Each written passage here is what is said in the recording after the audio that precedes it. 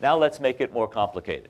Even though the correlation between hazard and outrage is very low, 0.2, the correlation between perceived hazard and outrage is quite high. Okay? Those of you who like numbers, it's about 0.7, okay? Accounting for roughly half the variance. Now, whenever you have a high correlation, if you're any kind of scientist at all, the question you immediately ask is, what's the direction of the causality? So there's been a lot of research on the causal relationship between outrage and hazard perception. Okay? And the question that's being asked when you ask that question is, are people upset about a risk because they think it's dangerous? Or do people think it's dangerous because they're upset? Now, that's an important question. If they're upset because they think it's dangerous, the solution is to convince them it's not dangerous. If they think it's dangerous because they're upset, the solution is to stop upsetting them. If you want to manage the system, you need to know its causal structure. You don't want to be in the awkward position of trying to influence the cause by manipulating the effect. That's not good engineering, and it's not good communication either. So there's been a lot of research on the causal relationship between outrage and hazard perception. I'm going to share the results of that research with you in just a minute, but let me test your intuition first. How many of you think that on the whole, outrage causes hazard perception? People get upset for reasons we haven't talked about yet, and because they're upset, they think the risk is dangerous, whether it is or not. How many of you think that hazard perception causes outrage? People think the risk is dangerous for reasons we haven't talked about yet, and because they think it's dangerous, they get upset. Okay. The first group is right. The second group is also right, but less right. In the research, it's a cycle. There are arrows in both directions, but the arrow from outrage to hazard perception is very strong, very robust. And the arrow from hazard perception to outrage is surprisingly weak. Okay. So for the most part, it is not true, that people get upset because they think a risk is dangerous. It's much more true that people think a risk is dangerous because they're upset. Okay. And the same is true on the other side. It's not the case, for the most part, that people are calm because they think something's safe. It's much truer that people think something is safe because they're calm. Outrage is the engine of hazard perception.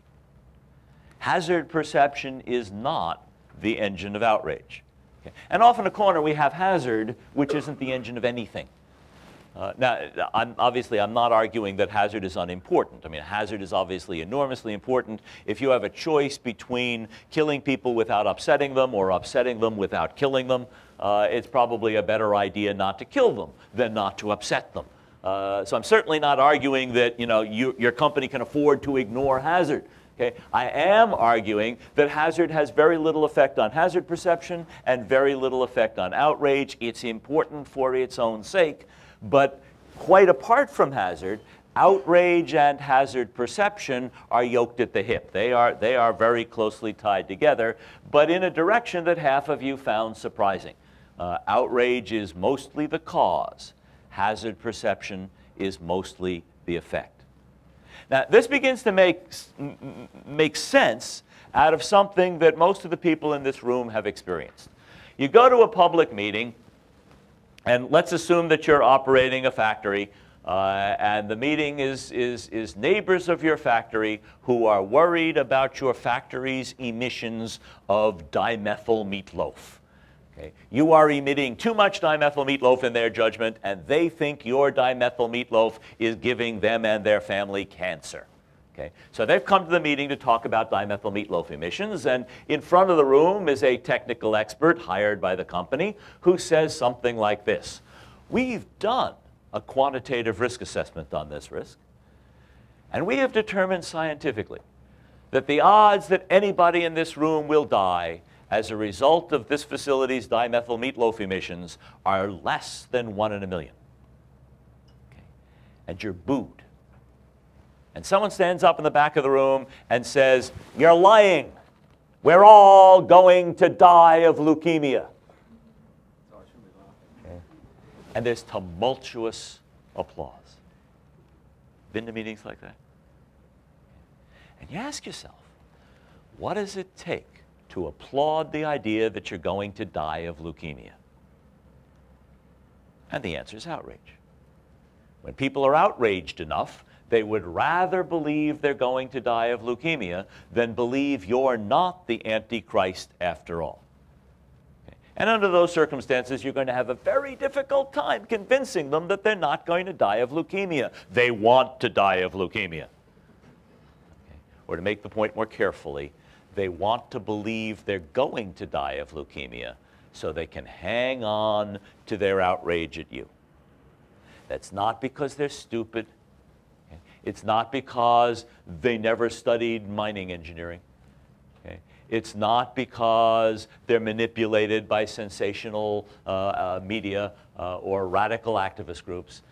It's certainly not because they're members of the wrong social class or the wrong ethnic group. It's not because they're Aboriginals. It's not because they're not Aboriginals. These seem to be, the phenomena we're talking about now, are universal phenomena. Okay? The supremacy of outrage over hazard in determining hazard perception is universal. That happens in absolutely every culture in which I've worked, including the weirdest culture in which I've ever worked, which is the culture of middle-aged white male engineers. If you watch a room full of middle-aged white male engineers in a big city fighting over parking places, you have seen firsthand the ways in which outrage trumps hazard in hazard perception. So these are universal phenomena, and two things are true at this dimethyl meatloaf meeting. The first thing that's true is the audience will resist the data that dimethyl meatloaf doesn't cause leukemia. Okay? They don't want to learn that dimethyl meatloaf doesn't cause leukemia. They will hang on to that hazard perception no matter how much data you present. Okay? That makes sense so far? Everybody agree with that? The second thing that's true is just as important. Let's assume you have terrific data, which is rare. Let's assume you're a terrific speaker, which is rare. Let's assume they're a rational audience, which is rare, but no rarer than the other two. But we're assuming optimum conditions, and let's assume that over the course of several hours, you succeed in convincing this room full of people that dimethyl meatloaf simply cannot cause leukemia. They walked in thinking your dimethyl meatloaf was responsible for leukemia in their community, and you have proved to them with data laboriously, lots of PowerPoint slides, you have convinced them that that's technically not possible. You pass out a true-false test, they all get the question right. Okay. Now, here's the important question. Here's a $64 question. Okay. During the several hours it took you to convince them that dimethyl meatloaf doesn't cause leukemia, what has happened to their outrage? Has it gone down? Has it perhaps even gone up? What happens to people's outrage when you prove to them that they're wrong? Which way does it go? It goes up. Okay? It's a little bit like Charlie Brown in the football. You have snatched away their ammunition without doing anything about their animus. Okay? So now they have all the outrage they ever had, plus the additional outrage that you have taken away their best argument. Okay? Now, just to make sure that everybody understands this is humanity, this is the human condition, this isn't because they're weird. Okay, I want to bring it home. How many of you are married? Oh, good. Lots of married people. I would like you to imagine that you and your spouse, okay, or if you're not married, you and whoever you hang out with a lot, are having a quarrel over where to go out to dinner. Shall we go out for Chinese food, or shall we go out for Italian food? Okay. And let's assume for whatever reason that the quarrel has gotten a little out of hand, and each of you thinks the other is acting like a real jerk. Is this a credible scenario so far? Okay. Given this scenario, raise your hand if you have found that a good way to deal with the situation, okay, a good way to save the evening, is to present to your spouse data. Data about, I don't know, the relative nutritional merits of Chinese versus Italian food. Prove to your spouse that you're right, and your spouse is the one who's a jerk, and then we'll have a pleasant evening. Okay. Raise your hand if that works in your household.